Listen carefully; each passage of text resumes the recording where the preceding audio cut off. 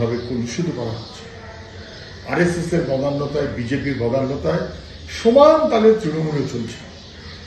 মানুষের জীবন, জীবিকা, লেখাপড়া, ভবিষ্যৎ, স্বপ্ন এসব চলেই যায়। কে কারো করে খবরদারি করবে এবং দখলদারি করবে, করতে গেলে মানুষকে কি করে দুর্বল করা যাবে, আপনার কতটা বিভাজন করে দেওয়া যায়। মানুষকে বিভাজন করার রাজনীতি, মেরুকরণের রাজনীতি, ধর্মকে উপজীব্য করে ব্যবহার করে রাজনীতির ধান্দা পোষানো, রাজনীতির ধান্দা পোষানো। যারা রাজনীতির ধান্দা পোষাবার জন্য ধর্মকে ব্যবহার করেন তারা আসলে কোটানকোট অধর্মের কাজ করে, অধর্মের কাজ করে।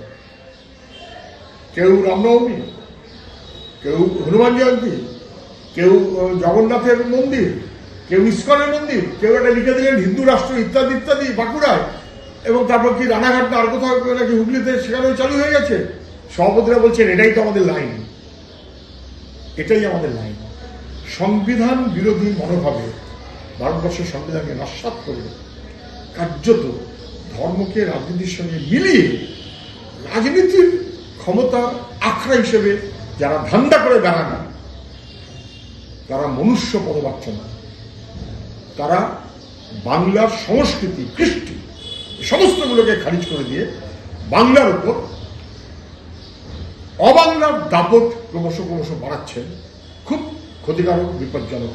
বেশ কিছু নেতা আছেন মাঝে মাঝে এমন কিছু কথা বলেন যাতে আবার কিছুদিন ভেসে থাকা যায়, অথবা এমন ক্যারিকেচার করেন যাতে বেশ ভেসে থাকা যায়, তাতে যে চুকিটকিতি হোক আর অন্য কিছুই হোক, অথবা এমন একটা ভঙ্গি করলেন যেন মনে হচ্ছে মানে ওরকম ধার্মিক লোক আর কেউ, যত অপকর্ম করার জন্য আছেন। যারা ধর্মের নাম করে এসব আজে বাজে কাজ করবেন বা ইত্যাদি ইত্যাদি, তাদের সবাইকে 26-এর নির্বাচনে মাটির তলায় বর্তমানে পুঁতিয়ে দিতে হবে। আমার এই দিলীপ ঘোষের কথা মনে পড়ে যাচ্ছে, 6 ফুট তলায় ঢুকিয়ে দেবে। এই 6 ফুট তলায় ঢুকিয়ে দেবে, কিংবা 26 ইঞ্চি ভেতরে ঢুকিয়ে দেবে, বা 56 ইঞ্চি কাছাকাছি গিয়ে পৌঁছবে। এই রাজনীতির ভাষায় সব নয়। বরং পারলে কল্যাণ রায়কে উত্তর দেওয়া উচিত যে পশ্চিমবাংলায় ধর্মকে ব্যবহার করে এই যে রাজনীতির অসভ্যতা চলছে, এইটা তৃণমূল ক্ষমতা আসার পর অথবা কল্যাণ ব্যানার্জি সাংসদ হওয়ার পর যেভাবে মাথাচাড়া দিয়ে উঠেছে, অতীতে কখনো ছিল না। তার দায় যেমন বিজেপির আরএসএস এর হবে, তার দায় কিঞ্চিত পরিমাণেও তো কল্যাণ বন্দ্যোপাধ্যায় নিজের ঘরে নিতে পারতেন যে আমরা অপরাধী, আমরা মানুষের জীবন, জীবিকা, ভবিষ্যৎ সেখান থেকে সরিয়ে দিয়ে রাজনীতিকে একটা ধর্মের অথবা একটা অন্ধ কানাগলির মধ্যে ঢুকিয়ে দেওয়ার চেষ্টা করছি, যেটা আসলে ধর্ম নয়। বলতে পারবেন না। সমসাময়িক এই যা রাজনীতিতে চলছে, এটা কি হাসবেন, কাঁদবেন, লজ্জা ব্যাপার। রাজনীতিটাকে কোথায় নামিয়ে এনেছে তৃণমূলের 2 নেতা, একজনের নাম কুণাল ঘোষ, আরেকজন কি রিজু টিজু কি একটা টেলিভিশনে বোধহয় মাঝে মধ্যে যায়। একজন কুণাল তিনি লিখে দিলেন যে এত অসুস্থ সুদীপ ব্যানার্জি যে একটা ইত্যাদি ইত্যাদি। আরেকজন লিখে দিলেন কোথাও অসুস্থ, তিনি দিব্যি ঘুরে ফিরে বেড়াচ্ছেন। এবারে তৃণমূলের মুখপাত্র বলছেন আমাদের দলে অনেক কুকুর ছাগল ভরে গেছে। এটা ঠিক, আমি যদিও কুকুর ছাগল শব্দটা বলার পক্ষপাতী না। এরকম একেবারে নিম্নস্তরীয় মনুষ্য মতবাচ্য নয়, এরাই তো তৃণমূলের নেতা। লুট, ভাগিদারি, দখলদারি, ক্ষমতা, গুলিবন্দুক, এরাই তো তৃণমূলের নেতা। কিন্তু তা সত্ত্বেও কুকুর ছাগল বলে দেওয়া দলের নেতাদের ঠিক হচ্ছে কিনা আমি জানি না।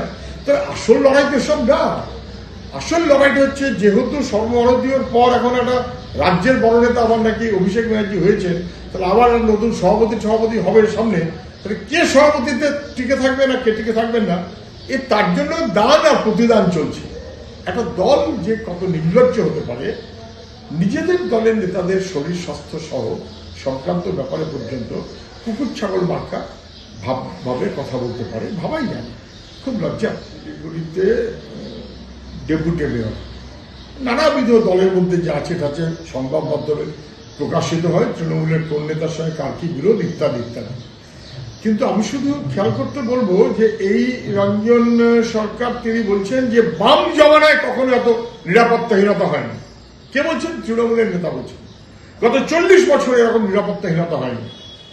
বাম জমানায় নিরাপত্তাহীনতা হয়নি, এখন নিরাপত্তাহীনতা হচ্ছে। কেন? টাইম তাদের পুষেছেন। অফিসারের মুখের ওপরে থুতু চলে যাওয়া সেই রঞ্জন সরকার সবাই জানেন যে দুষ্কৃতীদের নিয়ে এইসব কাজগুলো করছিলেন, সেই দুষ্কৃতীরাই এখন ফ্র্যাঙ্কেনস্টাইনে গলা টিপে ধরতে যাবে। যাদের প্রশ্রয় দিয়েছেন, গোকুলে বাড়তে দিয়েছেন, তারা এখন পারলে গলা টিপে ধরবে তৃণমূলের নেতাদের। কে কার চাইতে বড় ক্ষমতাবান, কে কার চাইতে বেশি দখলদার, লড়াইটা তার। ও সেই কারণেই সবচাইতে বেশি নিরাপত্তাহীনতায় ভুগছে তৃণমূলের মাঝারি গোছের নেতারা একজন আরেকজনের কাছে। যে বলেছেন যে তিনি তৃণমূলের বড় নেতা, আইপ্যাকের উপরে তারা ভরসা রাখছেন এবং আইপ্যাকের উপরে ভরসা রেখেই তারা চলবেন। নির্বাচনের আগে সমস্ত বিধানসভায় আইপ্যাকের ছেলেরা কাজ করবে, ভোটার লিস্ট টোটাল লিস্ট সব ইত্যাদি ইত্যাদি। একসময় ভূত ঢোকানোর জন্য ব্যবহার করা হয়েছিল, আজকে ভূত তাড়াবার জন্য কি ব্যবহার করাবেন না। ভূতের ভবিষ্যৎ যেন তৃণমূলের দিকেই থাকে, তৃণমূলের দিকেই যাতে ভূতের ভবিষ্যৎ থাকে, সেই কারণে অভিষেক তার নিজের কোম্পানি আইপ্যাককে ব্যবহার করবে, এটা তলায় বলে দিয়েছে। কিন্তু উচিত এর সঙ্গে সঙ্গে ওর এখনই দল থেকে সাসপেন্ড অথবা বহিষ্কার করা মদন মিত্র। কিন্তু প্রকাশ্যে বলেছিলেন যে আইপ্যাক আর প্যাক তারা টাকা তুলে বেড়াচ্ছে, দলের বদনাম করছে এবং দলের অধুরা নেতারা এসব করে বেড়াচ্ছে। আমি জানি না, মদন মিত্র ও লাভলি তার বিরুদ্ধে ব্যবস্থা অভিষেক ব্যানার্জি নিশ্চয়ই নেওয়া উচিত। সৌমিত্র মিত্র তার বাড়ির পাশে রাতভর গুলি, শুট আউট, একজন যুবক সম্ভবত চা বিক্রেতা খুন, পঞ্চায়েতের সেক্রেটারি খুন, তৃণমূলের ছোট নেতা তৃণমূলের আরেক ছোট নেতার দ্বারা খুন, থেতলে খুন, তৃণমূলের বড় নেতা আরেক বড় নেতার দ্বারা খুন। মালদা তো শিরোনামে সম্ভবত তৃণমূলের নেতৃত্বে সাবিত্রী মিত্র এবং তার বাহিনী সবাই মিলে বলতে পারবে যে মালদার গর্ভ প্রতিদিন খুনের কারণে মালদা সংবাদ মাধ্যমের শিরোনামে থাকে। তৃণমূলে এটা অবধারিত সবাই লুঠের বর্ষা নিয়ে বসেছে, কে কার বিরুদ্ধে কত বেশি লুট করতে পারে সেই কারণেই একজন লুট করবে, আরেকজন লুটের ভাগ পাবার জন্য লড়াই করবে। তৃণমূলে এটা এখন পারলে নিত্য সত্য শুট আউট এবং দলের নেতাদের নিরাপত্তাহীনতায় ভোগে তৃণমূল শোকজ করেছে। পাত্তা দেওয়ার কোনো প্রয়োজন হুমায়ুন বোধ করছে না, কারণ হুমায়ুন 30% মুর্শিদাবাদে কেটে গঙ্গায় ভাসিয়ে দেবে বলার পরেও তৃণমূল দলও কোনো অ্যাকশন নেয়নি, সরকারও কোনো অ্যাকশন নেয়নি। ভোটের মেরুকরণের জন্য যা বলতে হয় তাই হুমায়ুনকে দিয়ে বলিয়েছে, এমনভাবে বলিয়েছে যাতে সেটা আদতে বিজেপির লাভ হয় এবং তৃণমূলের থেকে বিজেপি করা যে যায়, আরএসএস এর যে পরিকল্পনা এইরকম, সেইটার কারণেই খুশি মতন বলতে পারবে এবং তাতে দলের নেতাদের স্যাংশন আছে। লোক দেখানোর জন্য শোকজ হবে, লোক দেখানোর জন্য উত্তর হবে, ওইখানেই মিটে গেল। যত মেরুকরণ করবে বিজেপির নেতারা এবং হুমায়ুন মার্কা তৃণমূলের নেতারা, তত তৃণমূলের লাভ, বিজেপির লাভ।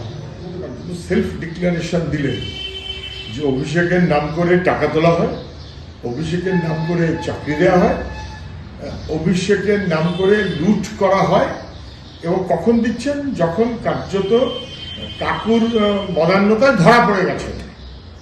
কাকুর মনি পৃথিবীর কেউ ছুতে পারবে না, কিন্তু এখন ধরা পড়ে গেছে। ধরা পড়ার পরে এখন স্বীকার করছেন যে তার নাম করে চাকরি হয়, টাকা লুটের ব্যবস্থা হয় এবং আমার আইপ্যাক তার নামেও ফোন করে অনেকে এসব করছে। অভিষেক ব্যানার্জির নিজের কোম্পানি আইপ্যাকের লুটের কোম্পানি, আর অভিষেকের নাম করে লুটের কারবার। এই লুটের কারবারটা সবাই জানতেন, প্রকাশ হয়ে গেছে, আর গোপন করতে পারলেন না, বলে ফেললেন। একাধিকবার আমাদের সবার নেতা অভিষেক এইবারও সম্বোধন করেছেন। একটা চুকে যেত যদি আগে থেকে করতেন, একটা লড়াই ভাব, ঝগড়া ভাব। আমরা তখনই বলেছিলাম বিজেপির কাছে তৃণমূলের অনেকে জবা আছে, সেইখান থেকে তালিকা আসছে কে কখন কিভাবে কি বলবে। এবং সুব্রত বক্সী বলার পর একদম ফেসবুকে বন্যা হয়ে যাচ্ছে যে সব আমাদের নেতা অভিষেক। আমি বলছি সুব্রত বক্সীর ভেবে দেখবেন, দলের উনি নাকি সভাপতিরা কি একটা আছেন, ছেড়ে দিন, সেই পোস্টাতে সবার নেতা অভিষেক, তাকে দায়িত্ব দিন। সবার নেতা তিনি চেয়ারম্যান না হয়ে দলে থাকবেন, তাহলে তো সবার নেতা হয় না। সবার নেতাকে মাথায় জমা দিন, তারপরে দিল্লির জমা যা আছে হিসেব বুঝে নেবে। পঞ্চায়েতের মতো ব্যবস্থা হচ্ছে, এটা খুব খারাপ হচ্ছে। তৃণমূল নেতা ব্লকের সভাপতি অভিযোগ হচ্ছে যে কারা নিজেদের মধ্যে বন্ধুত্বের সম্পর্ক করবে, কি বৈবাহিক সম্পর্কে আবদ্ধ হবে, কি কার কোনটা পছন্দ হবে পছন্দ হবে না, তৃণমূলের নেতার পারমিশন না থাকলে, এমনকি কোথায় বেড়াতে গেছো বৈবাহিক সম্পর্কে জড়াতে পারবে না। ভাবা যায় না? আমাদের সমস্ত বোধ বিবেচনাগুলোকে ধ্বংস করে তৃণমূলের নেতার দাপট তার উপর নির্ভর করবে একজন আরেকজনকে ভালোবাসবে কিনা, কতটা ভালোবাসবে, কিভাবে ভালোবাসবে। যত সমস্ত নোংরা এবং অসভ্যরা রাজনীতিতে যখন মাথা চাড়া দিয়ে ওঠে তখন এরকমটাই দুর্ভাগ্যজনক হয়। ওনারা সবার নেতা হয়েছেন এবং সেই কারণে টার্গেট বেঁধে দিয়েছেন কোন জেলায় কটা আসন পেতে হবে, টার্গেট বেঁধে দিয়েছেন। তার মানেটা ভেরি ক্লিয়ার। তার মানেটা হচ্ছে কোথায় কতটা লুট করা যাবে। ডায়মন্ড হারবার যেমন লুটের রাজত্বের একটা মডেল করেছে, কোন জেলায় কত লুট করতে হবে। 6টা আসন পেতে হবে, 6টা লুট করতেই হবে। 12টা আসন পেতে হবে, 12টা লুট করতেই হবে। লুট কতটা করতে পারবে, 1 আর 2 আরএসএস এর সঙ্গে বোঝাপড়ায় কটা ছাড়তে হবে, এই দুটো দেখে টার্গেট ফিক্স করেছেন অভিষেক, তৃণমূলের সবার নেতা। তৃণমূলের থেকে বিজেপি করা যায় এটা সবার কাছেই স্পষ্ট হয়ে যাচ্ছে। বহুদিন ধরেই চেষ্টা করেছেন, যুব কংগ্রেস সরিয়ে দিয়ে যুবার নেতা করেছেন অভিষেক ব্যানার্জিকে, ভাইপো।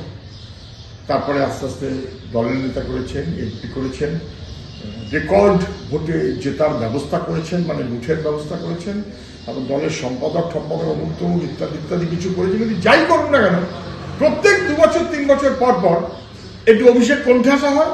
তারপর আবার সোশ্যাল মিডিয়া জুড়ে এসে গেছে মহারাজ, এসে গেছে সেনাপতি, সেনাপতিই ভবিষ্যৎ, এখন আবার আগামীর ভবিষ্যৎ। সুব্রত বক্সী বলে দিয়েছেন আগামীর ভবিষ্যৎ, অতএব উনি এখন আগামীর ভবিষ্যৎ। কিন্তু ভবিষ্যৎ কোথাকার সেটা পরে বোঝা যাবে।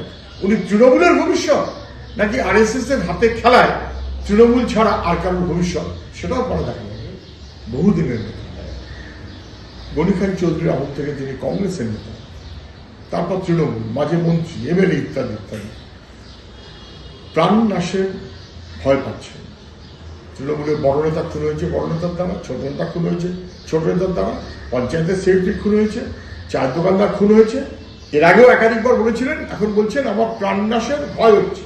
তৃণমূলের যত নেতা সবাইকে যদি গন্ডায় গন্ডায় নিরাপত্তা রক্ষী দেওয়া হয়, পুলিশ মানুষের ট্যাক্সের টাকায়, সাবিত্রী মিত্র চাইছেন যত বেশি পুলিশ ওর পাশে থাকবে তত উনি নেতা হিসেবে আত্মপ্রকাশ করতে পারবে। কোন কোন নেতা কার সঙ্গে যোগাযোগ রাখছে, মানে বিজেপির সঙ্গে যোগাযোগ রাখছে, সব উনি জানেন, সবার বিরুদ্ধে ব্যবস্থা নেওয়া হবে। তো উনি তো জানবেনই, বিজেপির শিন্ডে পশ্চিমবাংলায় যারা, তার মধ্যে একজনের নাম অভিষেক। ফলে বিজেপির কাছে কি খবর আসে আর বিজেপি কার সঙ্গে কিরকম যোগাযোগ রাখে, এটা যারা সবচেয়ে বেশি খবর পায় এবং লেনাদেনা করে তার মধ্যে অভিষেক একজন। ফলে অভিষেক স্বাভাবিক কারণেই নিজে যেহেতু ঘনিষ্ঠভাবে যুক্ত, অতএব তৃণমূলের কারা কারা বিজেপির সঙ্গে যোগাযোগ রাখছে এই তালিকা অভিষেকের কাছে আছে। তার মধ্যে কোনটা তৃণমূল চাইছে বলে যোগাযোগ আর কোনটা তৃণমূল চাইছে না বলে যোগাযোগ পরে ছানবিন করতে পারবে। খবর আসছে এটা আরো অনেক জায়গাতে হচ্ছে, চুরির নানা রকম উছিলা, এমনকি গরু চুরি। তার জন্য কি করতে হবে, বাড়ির আশপাশে কুকুর যে আছে বিষ খাইয়ে মেরে দেওয়া, বুঝতে পারবে না, ডাকবে না, বিষ খাইয়ে মেরে দেওয়া হলো। অতএব চুরির রাজত্ব, এটা কত রকমের যে উদ্ভাবনী কৌশল এই তৃণমূলের নেতৃত্বে দুর্নীতি এবং দুষ্কৃতির বাহিনী করেছে। কুকুরে বিষ খাইয়ে মেরে ফেলবে কুকুরকে, যাতে চুরি করা সহজ হয়, গরু চুরি করা সহজ হয়। রানাঘাট, পশ্চিমবাংলা, অন্যায় অপরাধের এখন শেষ থাকছে না। একাধিকবার সরি